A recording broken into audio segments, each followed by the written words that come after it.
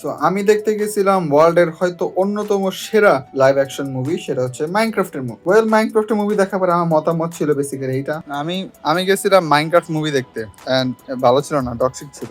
গেমের সাথে কোনো গেমের সাথে কোনো মিল নাই, মানে নিজস্ব জিনিসপত্র করছে অনেক ফাস্ট, মানে কি বলে এটাকে, স্টোরি ঠিক মতো করে দেখায় না, কাটাকাটি করে দিছে, মানে মনে হচ্ছে আমি একটা শর্টস ভিডিও দেখছি, অনেক লম্বা একটা শর্টস ভিডিও, মানে একদম লাগানো লাগানো ছিল সবকিছু, ভালো ছিল না। I don't recommend, shit live action. Apparently মাইনক্রাফটের মুভি আমেরিকার মধ্যে পুরা আমেরিকা বা গ্লোবালি যারা মাইনক্রাফট চিনে, বাংলাদেশে মাইনক্রাফট চিনি বা খেলে আছে, বাট ফ্যান বেস এরকম না, তাগা মাগরা না। কিন্তু বিদেশে মাইনক্রাফটের মুভি দেখতে যায়, বক্স অফিস ফাটা জিতেছে, এটা করতেছে সেটা করতেছে, মানে কি জায়গা অবস্থা। তোমরা দেখো কি অবস্থা মাইনক্রাফট মুভি দেখে।